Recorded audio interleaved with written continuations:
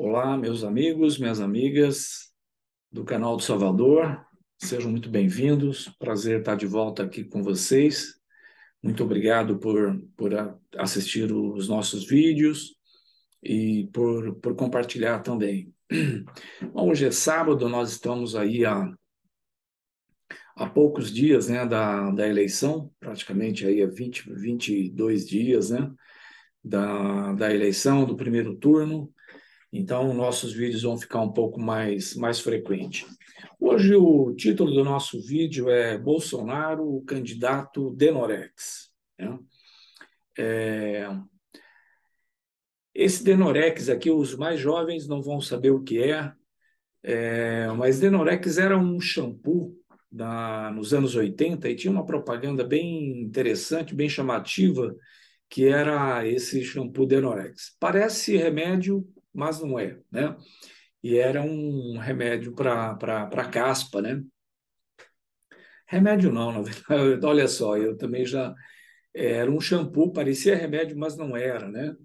Então, Bolsonaro, ele também, de uma certa maneira, ele está nesse espírito de o candidato Denorex, que ele parece ser uma coisa, mas não é, né?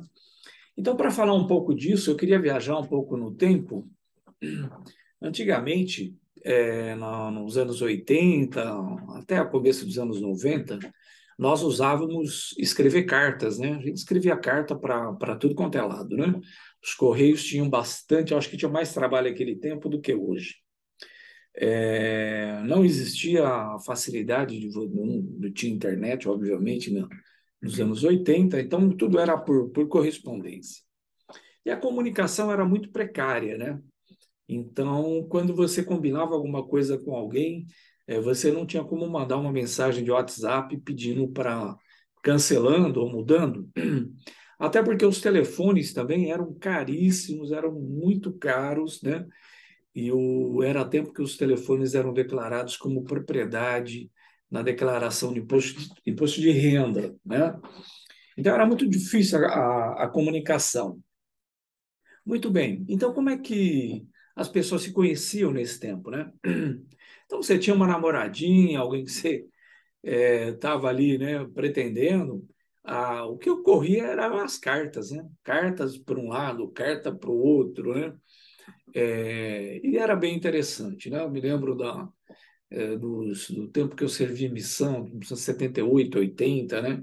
Um dia que era meio complicado era esse dia que chegavam as cartas, né?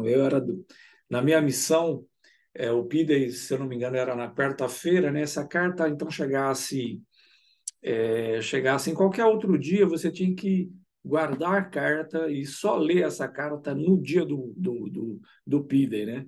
Essa era a regra que tinha. Bom, muito bem. Mas as pessoas usavam as cartas para se conhecerem também, né? Então, eu me lembro de vários casos de colegas, né, que conheciam as pessoas através da carta, né?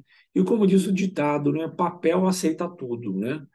Então, não era comum você achar que conhecia a moça, né? Ou vice-versa, né? E quando você ia realmente conviver, você ia ver que, meu, não era bem aquilo que o papel tinha dito para você, né? Então, nesse processo de conhecer as pessoas, através de uma carta, você tinha, eu vou chamar aqui, você fazia uma projeção, né?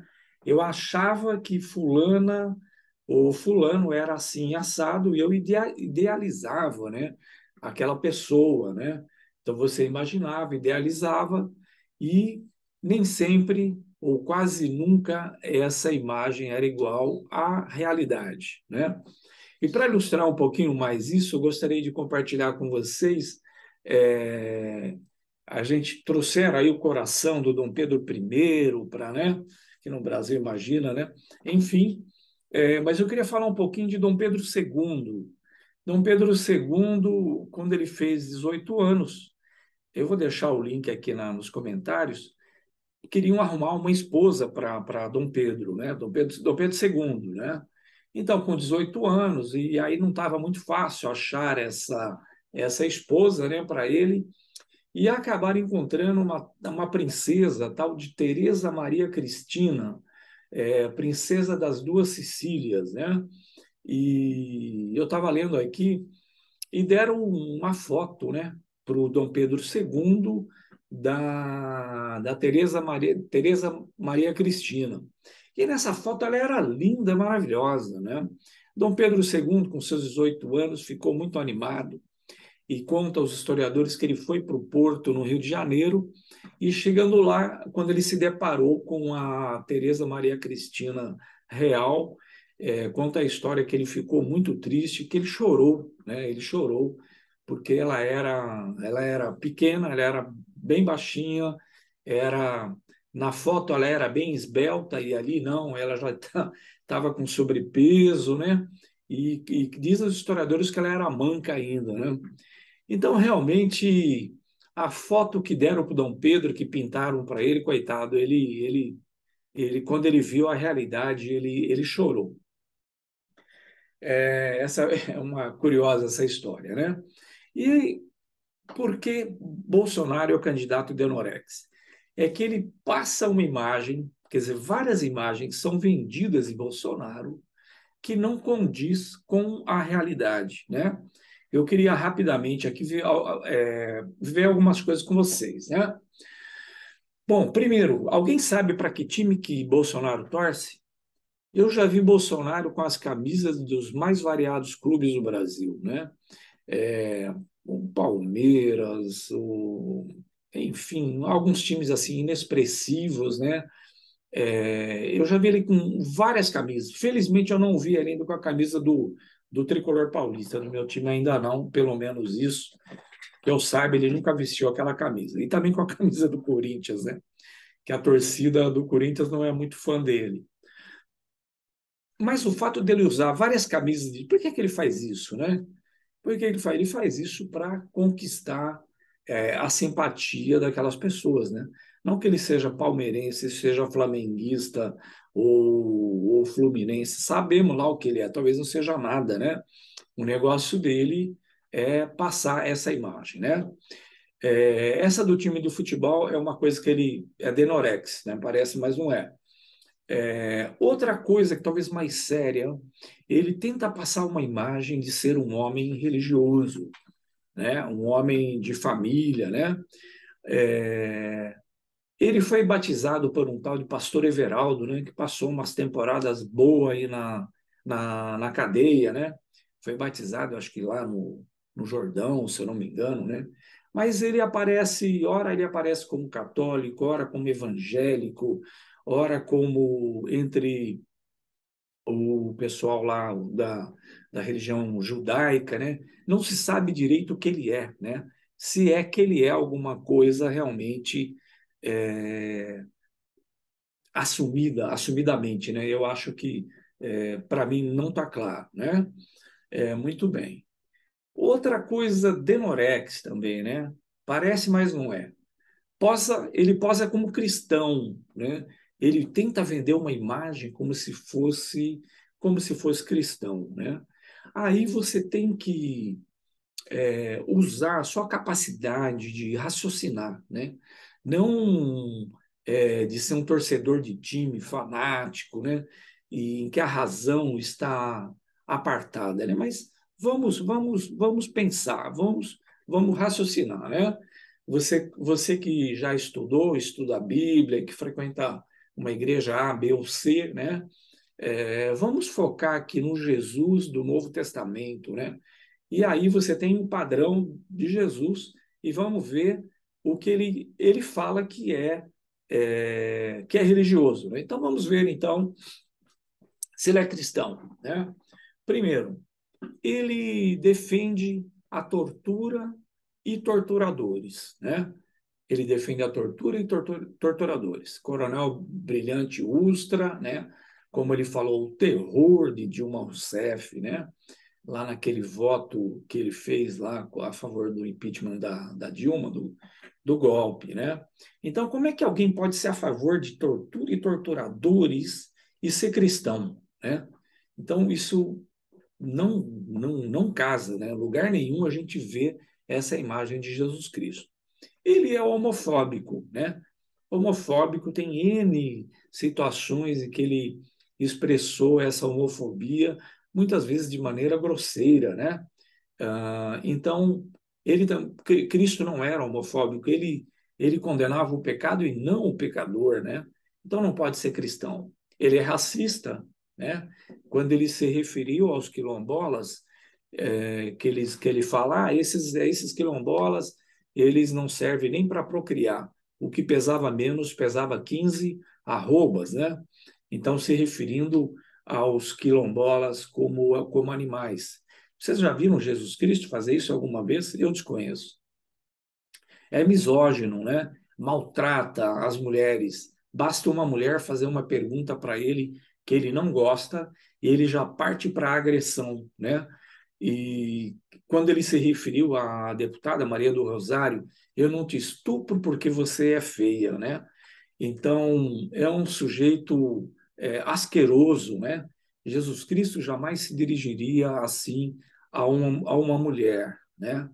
Ele defende o uso de armas. Ele falou que Jesus Cristo só não comprava uma pistola porque não tinha aquele tempo, né? Então, Jesus Cristo, ele falou que quem fere com a espada será ferido, né? Então, Jesus Cristo não defende o uso de armas, não defende o uso da violência, né?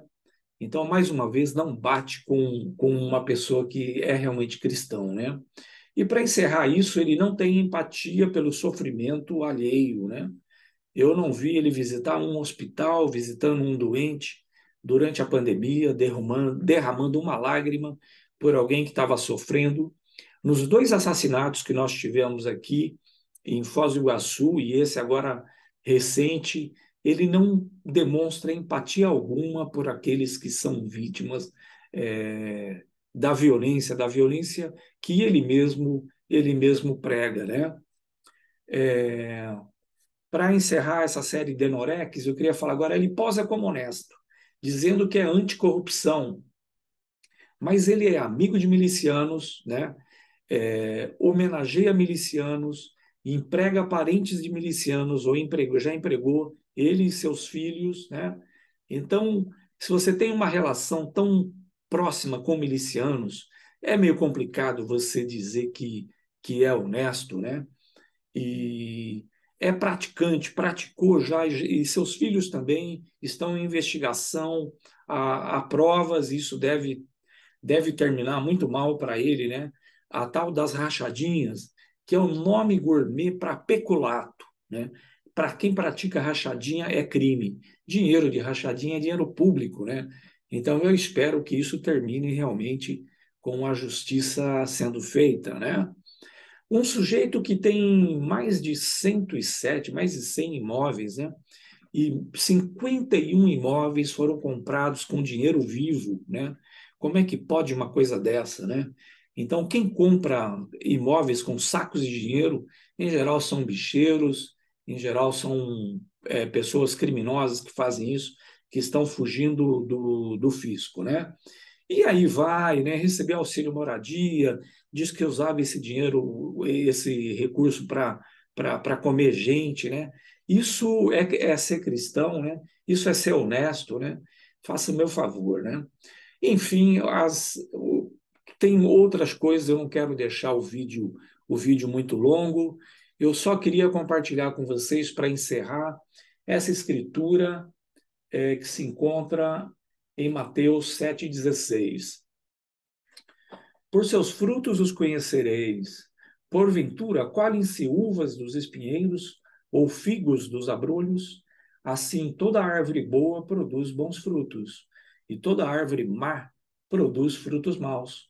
Não pode a árvore boa dar maus frutos, nem a árvore má dar frutos bons. Toda árvore que não dá fruto, corta-se e lança-se no fogo. Portanto, pelos seus frutos os conhecereis, né?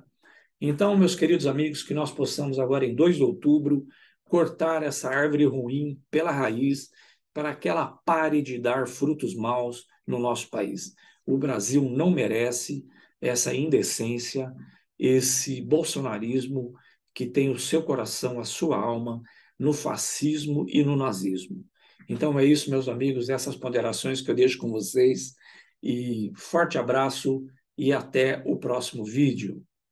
Tchau, tchau.